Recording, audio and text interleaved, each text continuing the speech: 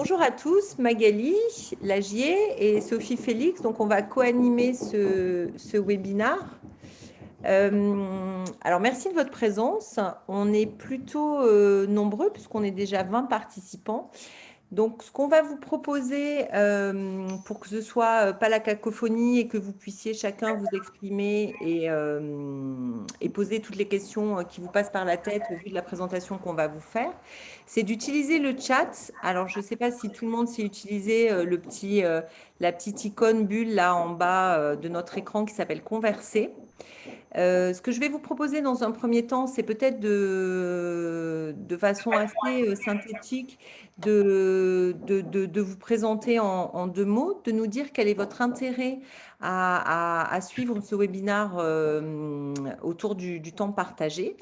Et peut-être aussi, parce que pour nous, ça a un intérêt de nous dire d'où vous venez géographiquement, qu'on puisse vous localiser, qu'on sache si vous êtes plutôt en région, enfin, de quelle région vous êtes, ce qui nous permettra voilà, de vous connaître un petit peu mieux et de savoir comment on est réparti sur la France entière. Voilà, donc on est, alors attendez, hop, voilà, on est à présent 22 personnes. Merci de votre participation en ce 15 décembre. Je vous propose de commencer par vous présenter dans le chat. Et puis moi, je vais jouer le rôle de modérateur. Donc, je vais centraliser vos questions et je ferai un petit état en cours de webinaire ou à la fin de la présentation. Sophie, je te laisse commencer, sauf si vous avez d'ores et déjà des questions. Mais pour l'instant, je n'ai pas de… Alors, on va couper vos micros. On va laisser la parole à Sophie. Très bien, bonjour tout le monde. Du coup, je vais prendre le relais. Alors, première chose, je vais me présenter. Donc, Sophie Félix, je suis ambassadrice pour le portail du temps partagé, qui est le sujet qui nous occupe aujourd'hui. Donc, tout l'objet en fait de ce webinaire qu'on a décidé d'organiser avec Magali, c'est effectivement de faire une première partie de présentation un petit peu, alors j'allais dire théorique, mais une présentation un peu institutionnelle sur ce qu'est le temps partagé aujourd'hui en France. Comment on travaille à temps partagé, qui travaille à temps partagé, voilà, qu'est-ce que ça représente aujourd'hui sur le marché français. Et puis, dans l'idée, c'est vraiment l'idée de ce webinaire, c'est vraiment de créer une zone d'échange et de pouvoir échanger avec vous sur toutes les questions que vous vous posez. Donc, on pourra échanger suite à ce temps-là. Alors, le temps, on va dire un petit peu théorique, qui dure 15-20 minutes. Et puis après, vraiment, l'idée, c'est de pouvoir partager tous ensemble. Donc, je vais essayer de vous présenter le support. Alors, moi de métier, je suis contrôleur de gestion, donc l'informatique, vous voyez, c'est un petit peu moins mon truc. Je vais faire de mon mieux pour que ça se passe bien et vite. Magali, tu m'as coupé le partage d'écran. Ah, c'est pas que je te l'ai coupé, c'est que comment je fais parce que c'est David qui m'a… Attends. Non, bah sinon, prends le support si tu l'as et puis on va s'arranger comme ça. Vous cliquez, bonjour Estelle à la base. Bonjour. Vous cliquez droit sur le nom de la personne et vous la nommez co-animateur ou hôte, si vous avez. Merci. Ouais. Nommer, alors… Ou autoriser le partage d'écran. En fait, je peux que te nommer animateur.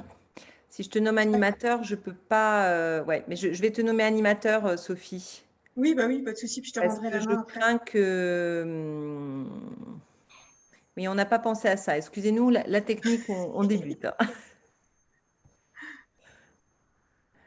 Est-ce que c'est bon? Oui, ça y est, tu es nommé animateur. Normalement, tu as cette capacité. Mais du coup, s'il y a des personnes qui arrivent, je ne peux plus les…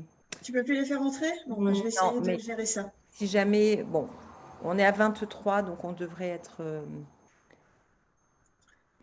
Alors, je vais essayer de gérer ça. Tiens, voilà une personne, justement. Hop, Ah, voilà. C'est fait. Bon, normalement, il ne devrait plus y avoir trop de… Alors, attendez, hop. Bon, est-ce que vous voyez mon écran avec le support webinaire autour du temps partagé? Oui, parfaitement. Ok, super, merci. Bon, c'est parti. Ah, bah du coup, la date n'est pas bonne. Alors, première chose que je voulais partager avec vous, parce qu'on a décidé effectivement de faire un webinaire autour du temps partagé, et je me suis présentée comme ambassadrice du portail du temps partagé. Mais donc, première question, qu'est-ce que c'est le portail du temps partagé? Alors, le portail du temps partagé, c'est une structure qui a pour vocation de promouvoir le travail à temps partagé sous toutes ses formes et de le faire connaître auprès aussi bien des entreprises que des institutionnels, que des personnes qui parfois travaillent à temps partagé sans appliquer ce mot sur leur mode de travail. C'est une structure qui a été créée par David Bibar en 2013. Initialement, c'était un blog. Et puis, à partir de 2014, en fait, ce blog s'est développé différemment. Il y a un site internet qui a été créé sur lequel vous trouverez beaucoup d'informations sur le temps partagé. Le portail est maintenant une structure qui a des événements rituels qui reviennent tous les ans et qui rythment un petit peu l'année du temps partagé. Dans ces événements, on trouve le baromètre du temps partagé. Donc, le baromètre du temps partagé, alors il est publié tous les ans à peu près vers le mois de février. C'est le résultat d'un sondage auquel un certain nombre de personnes répondent et qui permet de connaître un peu la composition du temps partagé en France actuellement.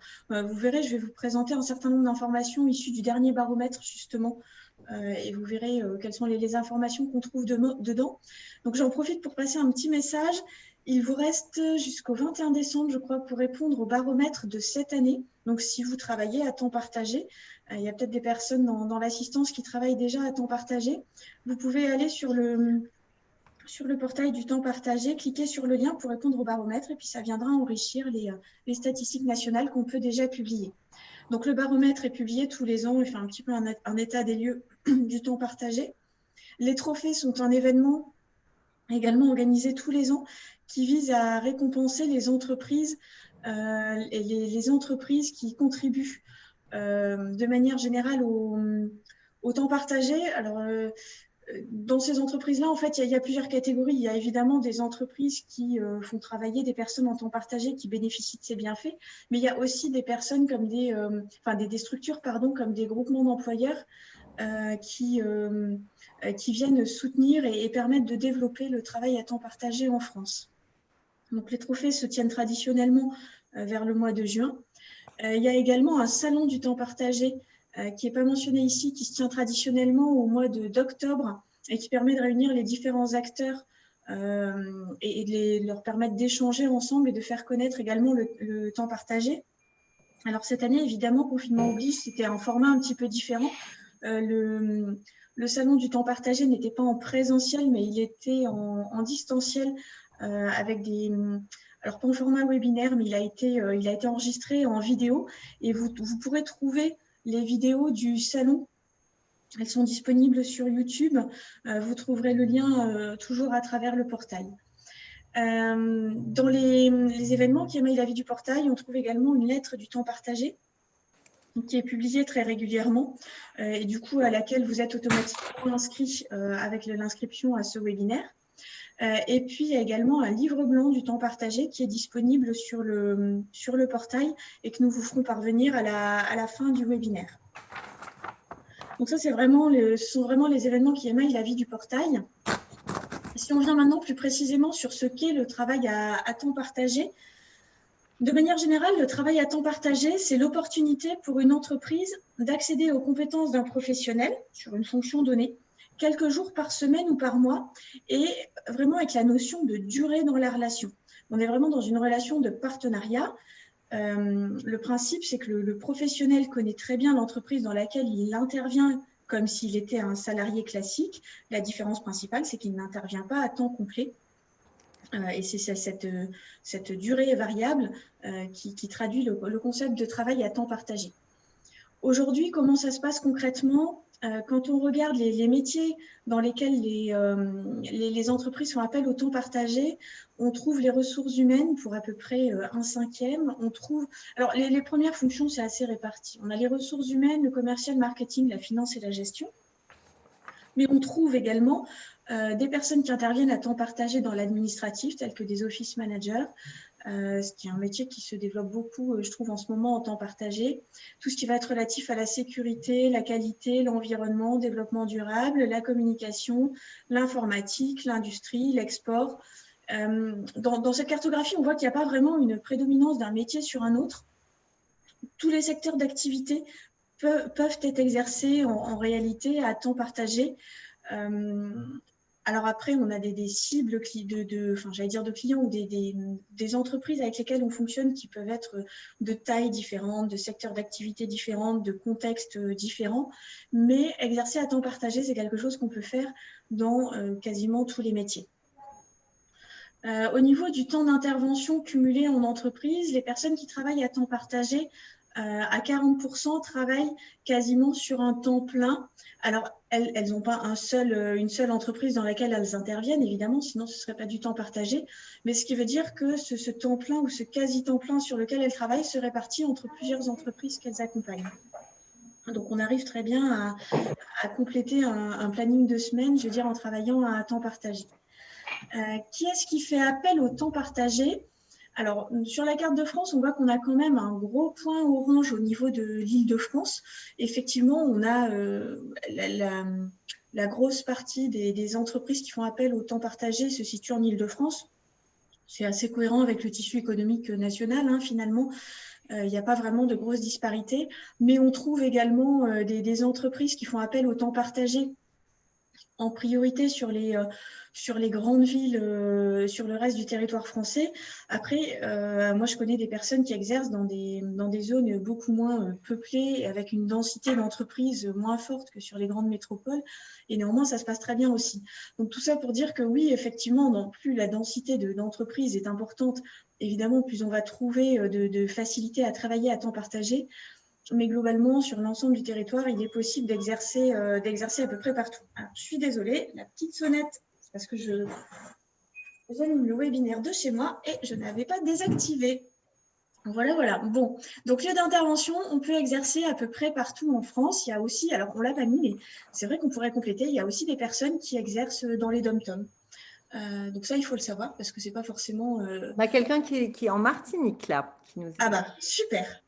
Voilà, j'ai bien fait de le Pardon, dire. c'est Mickaël. C'est Mickaël qui est en Martinique. Donc, lieu d'intervention partout en France. Pourquoi est-ce que les entreprises font appel au temps partagé? La première raison, en réalité, c'est parce que c'est une solution flexible. En fait, c'est une solution qui permet pour l'entreprise d'avoir une compétence, mais qui s'adapte à ses besoins en termes de volume d'activité. Et ça, c'est vraiment super important. La deuxième raison, c'est de faire appel à une expertise qui soit réellement pointue, qui permette d'amener une valeur ajoutée par rapport à ce qui est disponible dans l'entreprise. Et ensuite, le troisième point, c'est la meilleure maîtrise des coûts. Donc, c'est vraiment les trois raisons phares. Ensuite, on trouve également déléguer le pilotage de projet, une implication dans la durée. Qui sont les professionnels du temps partagé? Aujourd'hui, comment ça se passe? Donc, il y a plus ou moins une parité homme-femme, on est sur un 60-40, donc ce n'est pas très, très déséquilibré. Donc, c'est même plutôt équilibré, on va dire, à ce niveau-là. Par tranche d'âge, on s'aperçoit que ce sont plutôt des personnes qui ont 40 ans et plus qui exercent à temps partagé, puisque quand on a fait l'addition des 3 parts de camembert orange, on est quand même sur 80%. Salut mon chat. Pardon? Non, je pense qu'il y a quelqu'un qui a oublié de couper son micro. Donc, c'est quand on fait l'addition des 3 parts de camembert orange, on est à peu près à 80% de personnes exerçant à temps partagé qui ont plus de 40 ans, donc plutôt des gens qui sont expérimentés dans leur métier. Et puis après, mais comment est-ce qu'on exerce à temps partagé? Alors, il y a plein de formes différentes. Pour exercer à temps partagé, ce n'est pas un statut, en fait. Exercer à temps partagé, c'est vraiment une philosophie pour exercer son métier. C'est un mode de travail, mais ce n'est pas centré sur un statut unique. Il y a 3 possibilités principales avec des sous-catégories à chaque fois qui sont présentées dans le graphique de gauche. Ces 3 catégories principales, alors il y a la possibilité d'être indépendant quand on exerce à temps partagé. Alors indépendant tout seul, indépendant en portage salarial, il y a plusieurs formes d'indépendance. Alors c'est notre cas, Magali et moi, donc sur sur cette manière d'exercer, on pourra vous faire part aussi par rapport à vos questions, de nos propres retours d'expérience, si vous avez vraiment des questions plus précises là-dessus. Mais il y a d'autres manières d'exercer. On peut également s'adosser à un groupement d'employeurs. Donc, un groupement d'employeurs, ce sont plusieurs entreprises qui se regroupent, qui créent une structure juridique. Et cette structure juridique emploie des salariés, donc sur un contrat de travail classique à temps complet. Simplement, le temps de travail de ces salariés est réparti entre les différentes entreprises du groupement d'employeurs. Donc, dans ce cas-là, vous avez un employeur unique qui est le groupement d'employeurs. Et finalement, c'est ce groupement d'employeurs qui vous envoie, entre guillemets, chez ces différents partenaires en fonction des besoins. Et puis, la troisième option, c'est le multisalariat. Donc, multisalariat, vous cumulez en fait plusieurs contrats de travail avec plusieurs entreprises. Évidemment, il faut que c'est le temps dont chaque entreprise a besoin soit compatible avec celui des autres. Du coup, le multisalariat est une forme d'exercice qui est un petit peu plus difficile, on va dire, à mettre en place parce qu'il faut vraiment trouver soi-même les entreprises qui vont avoir des besoins compatibles. Ce n'est pas toujours évident. Mais sur les groupements d'employeurs et sur le statut d'indépendant, on va trouver effectivement beaucoup plus de professionnels qui exercent à temps partagé. Il y avait une chose aussi que je voulais vous dire. Alors, normalement, je le dis au début de présentation, mais je trouve ça intéressant et comme j'ai oublié, je vais le dire maintenant. À l'origine, le temps partagé vient du monde agricole, en fait, parce qu'en fonction des saisons, les besoins dans l'agriculture peuvent varier. Et quand on fait, vous savez très bien que quand on fait, par exemple, la récolte de la vigne, c'est sur une période de temps très courte au moment de l'automne. Voilà, chaque plante, chaque type de produit a ses périodes sur lesquelles il y a des gros besoins de main-d'œuvre ou pas. Et donc, à l'origine, en fait, l'idée du temps partagé, elle émane du monde agricole pour justement permettre de mutualiser les besoins dans les différentes activités et permettre à chacun, finalement, faire un échange gagnant-gagnant entre les besoins des agriculteurs et les besoins des personnes qui travaillent toujours d'ailleurs pour ces agriculteurs.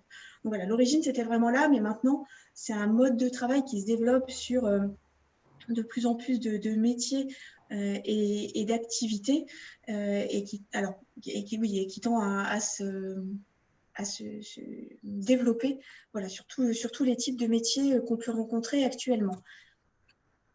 Ouais, je crois que j'ai fini ma partie théorique. Du coup, je vous propose de passer aux questions-réponses. Il est 9h moins 10, donc j'ai rempli ma partie du contrat. Maintenant, j'aimerais qu'on puisse échanger davantage et pouvoir répondre aux questions que vous vous posez certainement sur le temps partagé. Alors, je ne sais pas si je vais peut-être rendre la main à Magali.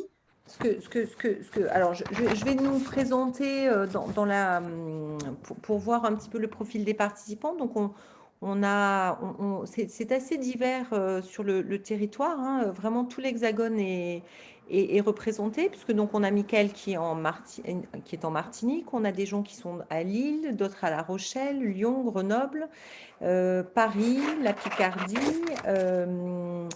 Et puis Tours qui sont représentés. Donc le profil vos profils et pour nous Sophie, donc ce sont des personnes qui sont toutes alors pour la plupart en poste d'après ce que je crois comprendre et pour certaines en transition et donc tout avec un intérêt peut-être pour exercer en temps partagé. Au niveau des questions, pour l'instant, ça se concentre sur le type de contrat de travail. Donc, je ne sais pas, Frédéric, alors c'est Frédéric Bouligan qui nous pose la question de savoir quel est le type de contrat de travail pour exercer en temps partagé. Est-ce que Sophie, en présentant les différents types de modes d'exercice alors, le temps partagé, c'est un mode de travail et c'est une philosophie aussi. Donc après, peu importe le type de mode d'exercice finalement pour l'appliquer. Est-ce que Frédéric, Sophie a répondu à la question sur le type de contrat de travail ou est-ce qu'on y revient et on le détaille un petit peu plus? Oui, bonjour, je ne sais pas si vous m'entendez. Oui, très bien. Très bien. En fait, j'ai posé la question et au moment où j'ai appuyé sur le bouton valider, il y a la réponse qui s'est Voilà. affichée Mais bon, je sur le voulais slide. m'assurer que vous aviez votre réponse. Et ensuite, on a Olivier qui nous fait part d'une réflexion en disant qu'effectivement, en multisalariat, il faut trouver ce sur quoi tu as insisté, Sophie. Hein. Ce n'est pas comme quand vous êtes dans un groupement d'employeurs où là, c'est le groupement qui se charge en fait de trouver les entreprises qui font appel à vous. Et donc, Olivier nous partage le fait qu'effectivement, multisalariat, donc il faut trouver soi-même les entreprises, mais qu'en indépendant ou en portage, il faut également trouver ses propres clients. Et donc, il nous demande quelle est la différence avec ce type de pratique. Sophie, tu veux que je... Comme tu veux, enfin, oui, vas-y. Alors, en fait, il n'y a pas vraiment de différence, effectivement, sur la démarche pour aller trouver ses clients, on est d'accord. C'est simplement le statut. Le statut sous lequel vous intervenez. Et là, pour l'entreprise, ça change quand même. Soit vous êtes salarié et donc il faut contracter avec l'entreprise un contrat de travail et donc mettre en place tous les dispositifs attachés à ce statut. Et donc, notamment, la facturation ne va pas être la même, puisque si vous êtes en salariat, donc il y a un contrat de travail et vous aurez à la fin du mois, en fonction du type d'heure pour lequel vous êtes intervenu, un salaire, alors que si vous êtes en indépendant, vous allez facturer une note d'honoraire à la fin de votre prestation. Et donc, si c'est la régularité tous les mois. Et en portage salarial, c'est la société de portage qui, elle, va contracter directement avec l'entreprise, qui va facturer directement l'entreprise et qui va vous reverser votre émolument à la fin de chaque prestation. Donc, en fait, la différence, elle n'est pas dans la pratique même du travail, ni même sur effectivement la recherche de clients, mais c'est vraiment sur le mode de facturation auprès de la société et également quand même, ça je pense que c'est important, sur le lien que vous allez avoir avec la société, parce qu'en salariat, il y a un lien de salarié, donc un lien hiérarchique. En prestation de service en tant qu'indépendant ou en portage salarial, le lien avec l'entreprise est un petit peu différent. Sophie, si tu veux compléter. Non, écoute, je crois que tu as tout dit, merci. Ensuite, on a Frédéric Sauquet, cette fois-ci, qui nous dit que pouvez-nous dire sur le métier de commercial terrain sédentaire en temps partagé. Je ne pense pas qu'il y ait de spécificité. Alors, Frédéric, est-ce que peut-être vous pouvez préciser votre question sur la partie terrain sédentaire? Oui, en effet, ma question porte sur l'utilisation aujourd'hui de commerciaux en temps partagé. Est-ce que c'est quelque chose qui rentre dans les mœurs pour des petites structures? Oui. Alors, je ne pense pas qu'il y ait d'incompatibilité. Et c'est en train... Alors, Sophie, peut-être qu'on peut revenir sur le graphe. Effectivement, tous les métiers sont quand même représentés de plus en plus en temps partagé. Et j'ai envie de vous dire, mais allez-y. Et comme ça, le métier de commercial va d'autant plus être représenté en temps partagé. Quelle est la cible que vous envisageriez de contacter? En fait, l'idée est pour moi d'aller voir des TPE qui n'ont pas les moyens d'avoir un commercial à temps plein, en fait. Complètement. Alors, vous, Frédéric, c'est vous qui allez vous installer qui êtes à Tours et C'est ça, qui allez vous installer à partir de mars, hein, c'est c'est ça. ça, exactement. Euh, Pour moi, il n'y a aucune ouais. limite. Enfin, en tout cas, alors il n'y a aucune limite, il ne faut peut-être pas le dire comme ça, mais en tout cas, il n'y a pas de limite a priori en se disant, voilà, ce métier-là, c'est pas possible. Ou, alors évidemment, il y a des professions réglementées, il ne faut pas aller au-delà de la loi, ça, on est tous d'accord là-dessus. Le métier de commercial n'en fait pas partie. Donc, le principe, c'est vraiment de trouver une adéquation entre ce que vous proposez, vous, ce que vous savez faire, ce que vous aimez faire et ce dans quoi vous êtes expert, et puis de trouver les entreprises qui auront besoin de ces services. Maintenant, il y a une chose, je trouve, sur laquelle il faut être très au clair avec soi-même, c'est que quand on cherche à travailler à temps partagé, on est une personne et on n'a pas besoin d'avoir 150 entreprises qui font appel à nos services. Donc, enfin, je comprends la question de se demander quel est le marché aussi qu'on a en face, et c'est une question légitime. C'est une question qu'on me pose très souvent quand on me contacte pour en savoir plus sur le temps partagé. Mais je pense que quand on est à un niveau individuel, des clients ou des entreprises partenaires avec lesquels on peut fonctionner, on en trouve toujours souvent. Il suffit allez, on va dire 3 à 10 entreprises selon les métiers pour pouvoir exercer à temps partagé. Et c'est vraiment quelque chose qui peut se trouver en fait. Donc c'est important d'avoir aussi ce critère-là en tête. Quand on est individuel et qu'on veut travailler à temps partagé, on n'a pas besoin de déterminer un marché potentiel qui contienne 50 000 entreprises. Ça, c'est quelque chose d'important, je pense, à avoir en tête quand on est en réflexion sur ce qu'on va proposer et qu'on est souvent un petit peu en inquiétude aussi sur les chances qu'on a d'arriver à exercer de cette manière-là. Ok, merci. Je vous en prie. Alors ensuite, on a une réflexion d'Olivier sur les groupements d'employeurs. Alors peut-être qu'il y a une expérience qui semble dire que les groupements répondent plus aux demandes de leurs clients que dans une démarche proactive à proprement parler de service. Bon, c'est une réflexion qu'on part. Je pense que ça dépend peut-être des groupements d'employeurs, mais normalement, les groupements d'employeurs, en tout cas ceux qui font partie du portail, et ils sont nombreux, ont vraiment cette politique de promouvoir ce mode de travail et donc alors pas forcément de chercher des missions à proprement parler, comme Olivier le dit, mais peut-être de faire connaître le temps partagé. Et c'est vrai que ça prend un peu de temps. Donc, entre le moment où, si vous voulez, ils vont promouvoir cette méthode de travail et pouvoir placer, entre guillemets, parce que Olivier est plutôt dans ce cadre-là, les personnes qui sont elles-mêmes désireuses de proposer leurs services sous ce mode-là, ça peut prendre un certain temps. Donc, ça peut... Olivier nous fait part de sa réflexion. Ah pardon, moi c'est chez moi que ça va sonner, mais là je peux pas l'arrêter. Voilà, il dit que ça peut faire partie, que ça peut plus ressembler à des agences de recrutement.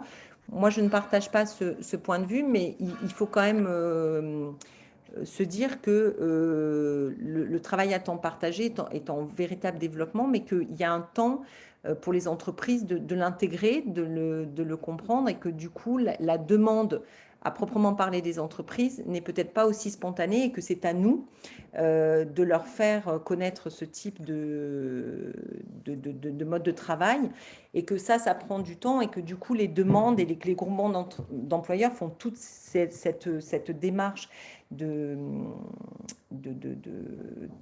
terrain pour faire connaître, et que peut-être ça ne répond pas aussi directement que ce qu'on pourrait le vouloir.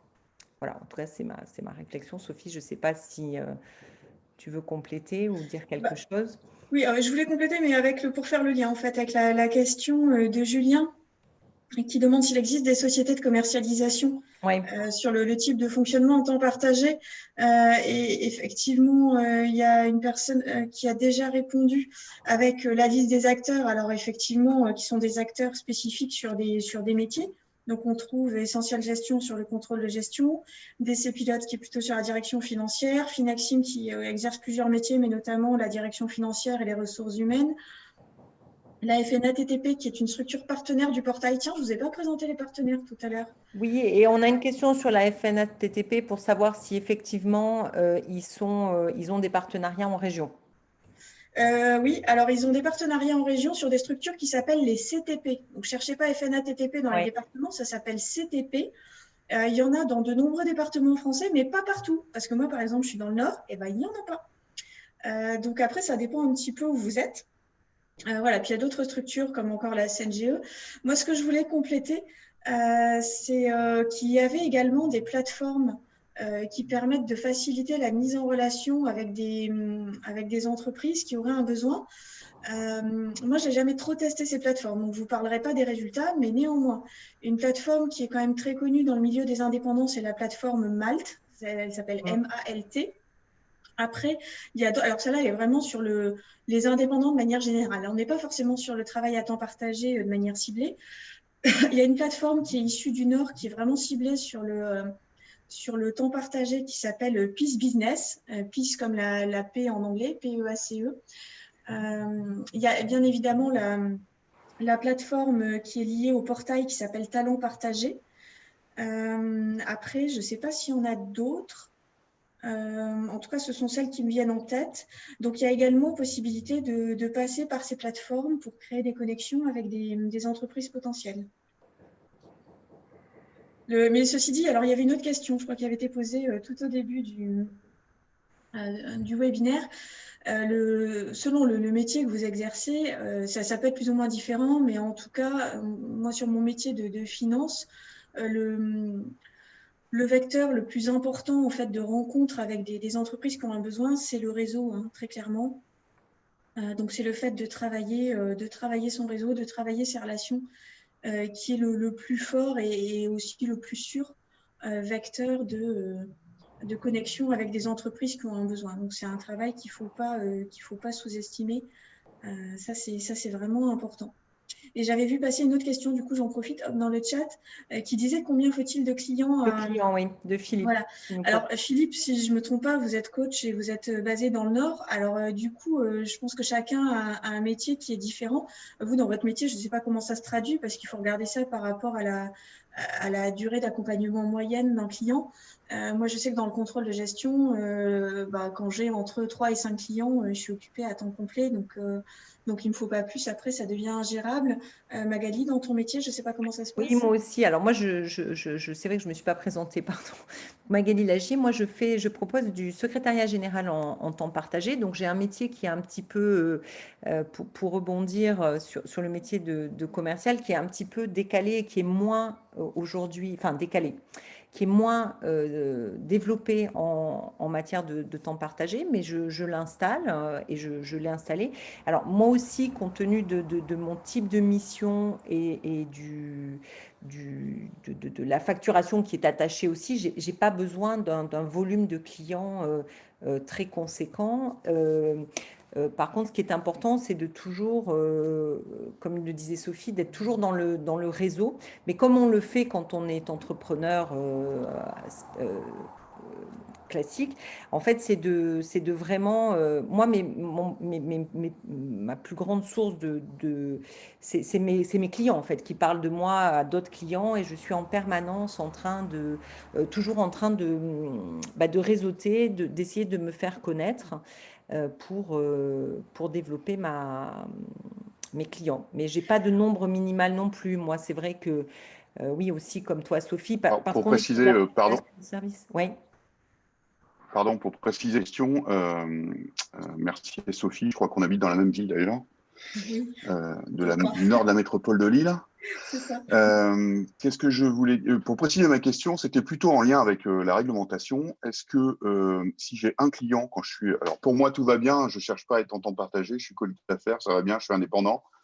Par contre, comme je l'avais mis au démarrage, je mets énormément en relation mes clients qui sont des dirigeants d'entreprise avec des experts en temps partagé, selon leur proximité, parce qu'effectivement, avant qu'ils décident il n'y a pas que l'embauche à temps plein, il y a des solutions en temps partagé, donc je connais assez bien. J'ai dans mon réseau beaucoup de personnes en temps partagé, que ce soit sur du commercial, sur la finance, sur plein d'autres expertises, et donc j'ai besoin d'avoir dans mon réseau des gens experts dans ces métiers-là pour les accompagner et les aider.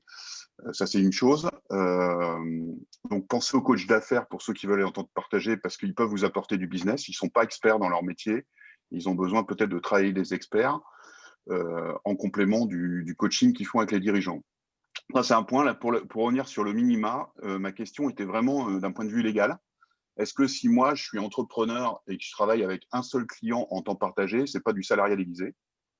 Alors, oui, pardon, allez-y, finissez votre question, je vous répondrai après. C'était ça, c'était plutôt par ça.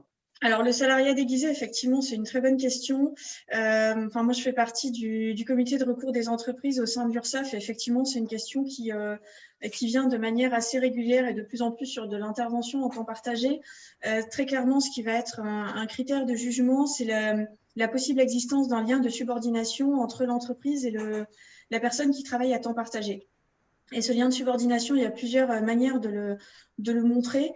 Et parmi les critères qui sont évoqués le plus fréquemment, alors ce n'est pas une règle d'or à 100%, mais je vous donne les critères qui remontent le plus souvent. Il y a effectivement le fait, par exemple, si l'entreprise impose des jours de travail et des horaires de travail à la personne qui exerce à temps partagé, c'est clairement l'exercice d'une autorité. Et donc là, il y a un lien de subordination. Donc ça, effectivement, c'est hors jeu et c'est travail dissimulé. En fait, toute la question se tourne autour de la capacité de la personne à temps partagé à gérer l'organisation de son travail, aussi bien alors dans les critères d'horaire, de jour, etc., que dans la manière d'exercer. Quand on est sur la définition d'un contenu de mission, on va dire avec avec un livrable ou un point d'arrivée, et qu'à l'intérieur de ça, la personne à temps partagé s'organise, on a plus de capacité à démontrer qu'il n'y a pas de lien de subordination. Si l'entreprise impose tout, là, effectivement, on est dans le cadre d'un lien de subordination et là, c'est considéré comme un travail dissimulé. Donc effectivement, c'est une question très pertinente et plus vous avez de clients variés, évidemment, moins vous êtes sujet à ça. Mais néanmoins, la question, elle se pose. Vous voyez, par exemple, l'autre jour, il y a eu un cas d'une personne qui travaillait 1 jour par semaine pour un client. 1 jour par semaine, on n'est pas dans du monoclient, quoi. Et ben néanmoins, la question du lien de subordination s'est quand même posée. Donc après, il y a aussi l'existence, par exemple, d'une adresse mail pour la personne en temps partagé sur le serveur du client. Si vous êtes dans l'entreprise, je ne sais pas moi, l'entreprise ce que vous voulez.com, du coup, si vous avez une adresse mail en ce que vous voulez.com, c'est un des éléments qui tendrait plutôt à montrer qu'il y a un lien de subordination. Ce n'est pas le seul qui est pris en compte, donc il ne faut pas se focaliser non plus uniquement sur l'adresse, mais en tout cas, c'est un des points aussi qui est regardé. Je vous le dis parce que moi, il m'arrive très régulièrement d'avoir des adresses mail au nom des sociétés de mes clients. Bon, après, pour l'instant, j'ai jamais de soucis. Et puis, bon, parfois, je suis aussi sur des adresses, sur mon adresse mail classique. Il ne faut pas se focaliser sur un point, mais c'est vraiment un faisceau d'indices, on va dire, qui tendent à prouver le lien de subordination ou pas. Ce qui est évident, c'est que le risque avec un seul client, vous le multipliez de manière considérable. Et de toute façon, en indépendant, avoir qu'un seul client, au-delà, si vous voulez, du risque de requalification en salariat déguisé, c'est quand même extrêmement dangereux pour son, si vous voulez, pour son business. Oui, ça c'est sûr que… Alors, on peut commencer comme ça, bien évidemment. On a tous commencé avec des clients qui pesaient lourd, mais l'idée, c'est de diversifier pour aussi diviser les risques et en cas de perte de clients, ne pas se retrouver sans aucun chiffre d'affaires, d'apport de chiffre d'affaires. On avait une question, enfin, on a plutôt il y a Gérald qui nous dit il nous demande culturellement comment évolue la capacité et la volonté du chef d'entreprise de se faire accompagner avec ce type de partenaire, en plus de leur avocat, expert comptable et banquier. Donc, c'est plutôt sur la philosophie du temps partagé qui se développe. Sur la philosophie, moi, je trouve qu'il y a une évolution sur le marché réellement. Alors, il faut être conscient que le travail à temps partagé, c'est assez embryonnaire en France. C'est beaucoup plus développé dans d'autres pays d'Europe et du reste du monde. Donc, on est, je dirais, un petit peu en retard par rapport à ça, mais néanmoins, c'est une vraie évolution qui se fait en ce moment. Alors, ça dépend des métiers aussi. Parce qu'il y a évidemment des métiers sur lesquels le travail à temps partagé est beaucoup plus référencé que sur d'autres. Mais je trouve que culturellement, les entreprises s'ouvrent davantage à ce genre de discours. Après, il y a encore souvent des craintes liées au fait que l'expert soit vraiment un expert. Est-ce que je ne vais pas me faire avoir? Est-ce qu'il ne veut pas juste me vendre tout et le reste? Bon, voilà, qui sont des craintes un peu ataviques qu'on peut trouver sur d'autres sujets. Néanmoins, de plus en plus, les entreprises sont à l'écoute de ce type de prestations parce qu'effectivement, il y a une recherche d'expertise vraiment spécifique sur des problématiques données à des moments donnés. Donc, quand je dis expertise spécifique, à un moment donné, on pourrait imaginer que du coup, on est plutôt sur du consulting, pas forcément. Moi, j'ai une durée moyenne de mission qui se situe entre 1 an et 1 an et demi. Quand on intervient dans une entreprise pendant 1 an et demi, on est quand même, on fait presque partie des murs. Enfin, on est quand même dans une relation de partenariat et de confiance. On n'est pas simplement en mode consulting comme quand on intervient 10 jours en one shot sur une action. Donc, il y a quand même une ouverture de plus en plus qui se fait par rapport à ça, mais on est encore beaucoup, en tout cas dans mon métier, dans un travail d'évangélisation, parce qu'effectivement, c'est pas communément répandu de faire appel au temps partagé. Ça, il faut être conscient aussi que c'est un des challenges dans ce mode d'exercice. Je pense que ça répond à la question d'Olivier qui s'interroge effectivement notamment dans le domaine financier en disant que quand on est adossé à aucun ordre professionnel comme peuvent l'être les experts comptables, comment approcher les entreprises pour leur proposer des services similaires, puisqu'effectivement, Olivier, je pense que c'est que vous êtes manager en finance, ouais, voilà. Donc, je pense que Sophie, tu viens de répondre à la question, effectivement. Oui, puis après, inspirer la confiance et puis se présenter, alors soit comme expert, mais au moins comme un professionnel aguerri, ce qui explique aussi un peu la tranche d'âge des gens qui pour l'instant se mettent en temps partagé, enfin qui exercent comme tel, c'est vraiment rassurer nos clients et faire preuve d'une démarche vraiment professionnelle. Et effectivement, au fur et à mesure du partenariat, le climat de confiance s'instaure et ça permet de les rassurer et de se faire du coup recommander. Alors effectivement, on a une remarque tout à fait juste. Attention à l'exercice de la comptabilité. Ouais. C'est vrai dans d'autres métiers, tout ce qui est profession réglementée, il faut effectivement s'inscrire dans le cadre de la loi. Ça, c'est extrêmement important. Après, pour revenir sur l'exemple qui a été cité précédemment sur les experts comptables, effectivement, c'est une corporation, mais je ne suis pas sûre que ce soit l'ordre des experts comptables qui amène des clients à tous les cabinets d'expertise comptable. Donc, c'est vrai que quand on n'exerce pas dans ce métier-là, on se dit, bah oui, ils ont une instance qui leur permet de se regrouper, etc. C'est une force.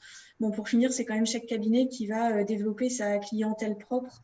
Donc, je ne sais pas dans quelle était l'intention au moment où le message a été écrit. En tout cas, le message, moi, que je voudrais vous passer, c'est qu'il faut surtout pas...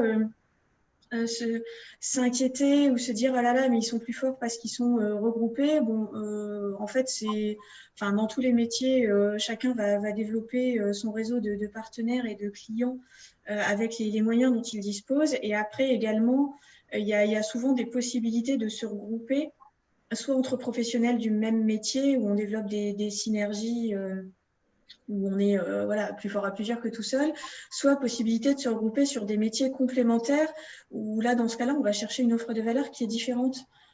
Pour les clients, les deux types de regroupements existent, il faut regarder un petit peu ce qui se passe dans sa région, mais si effectivement le fait de fonctionner en groupe est un critère important pour vous, c'est toujours possible, quel que soit le métier, quel que soit le lieu.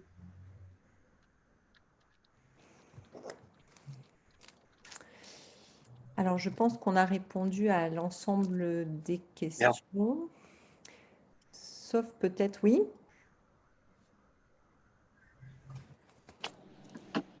Ah, je croyais qu'il y avait quelqu'un qui voulait parler avec le micro. J'ai cru entendre...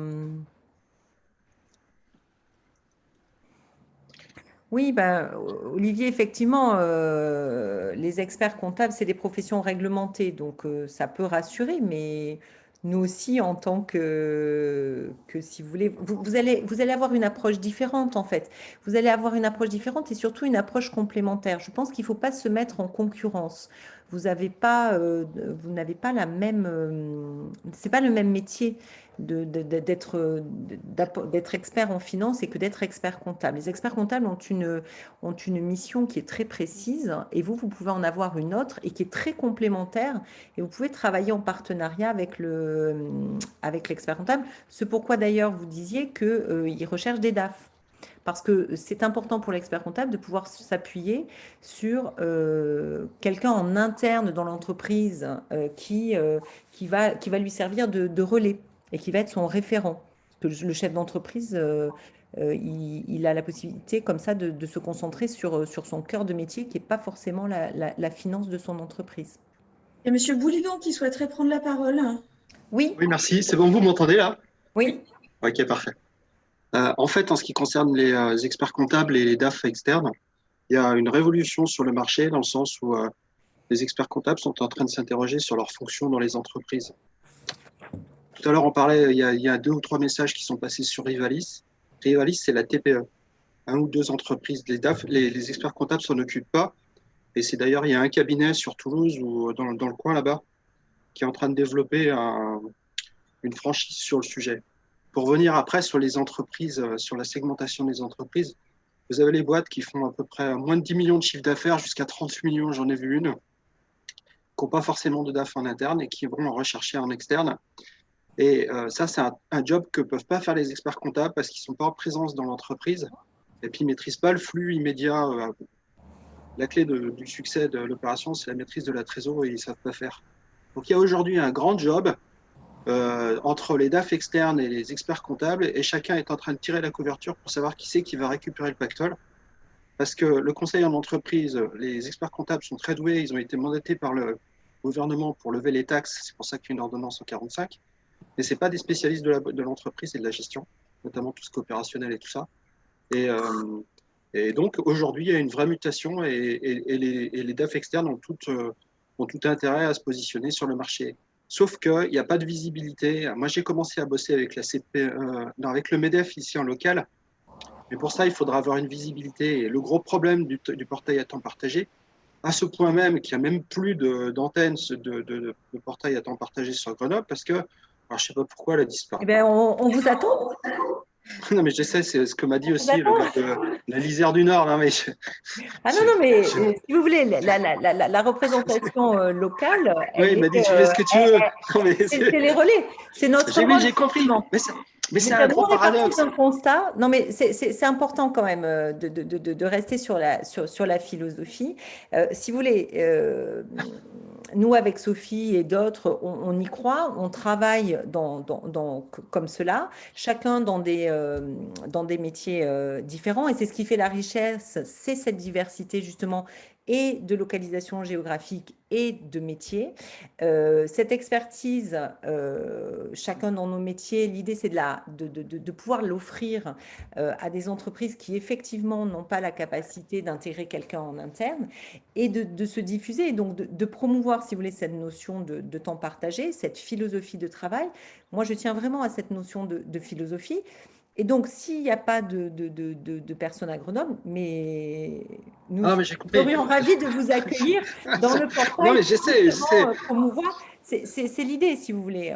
Oui, je suis d'accord, mais il y a un petit problème technique. Nous, on part d'un constat qui est plutôt positif en se disant, nous, on a envie de travailler comme ça. C'est quelque chose qui est bénéfique pour l'entreprise et qui est bénéfique pour nous. Donc, bien évidemment, il y a des... c'est pas facile parce que comme le disait Sophie, c'est à l'état embryonnaire pour l'instant et l'idée c'est de le développer. Mais quand on développe quelque chose, c'est comme quand on va chercher ses clients, ça n'est pas forcément facile, mais l'idée c'est de l'installer. Donc, voilà. Donc on est ravis de vous avoir à Grenoble. Attendez, j'ai vu 2 secondes. Alors, simplement, il est 9h20. C'est important qu'on puisse tenir pour que chacun puisse partir assez.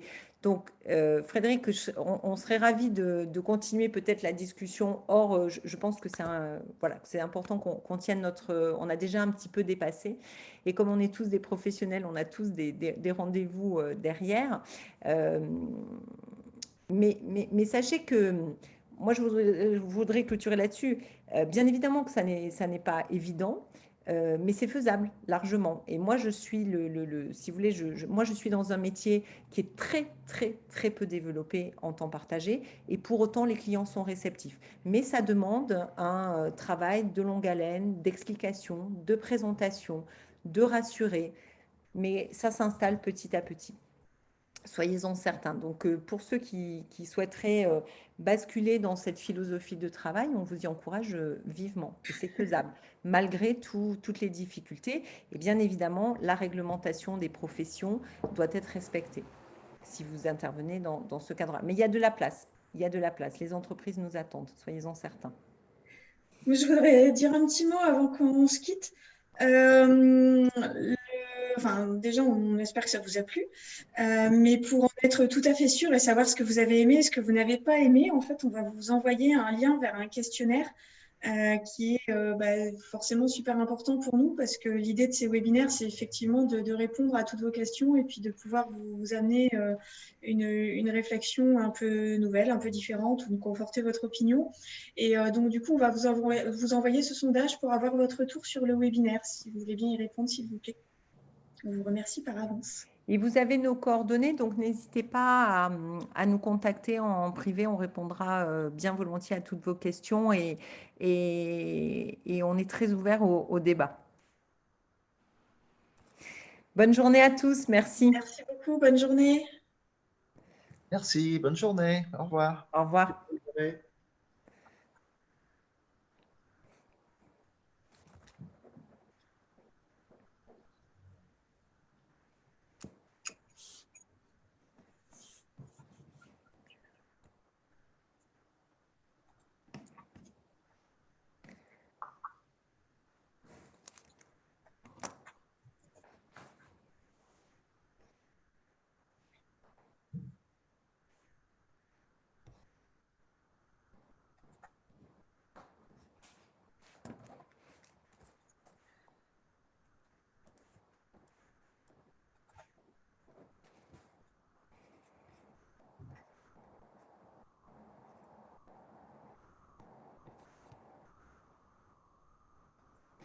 Sophie, tu peux fermer la réunion? Comment ça se passe? Ah oui, c'est moi.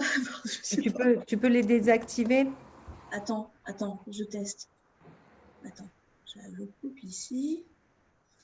Merde, j'ai pas fait ce qu'il fallait.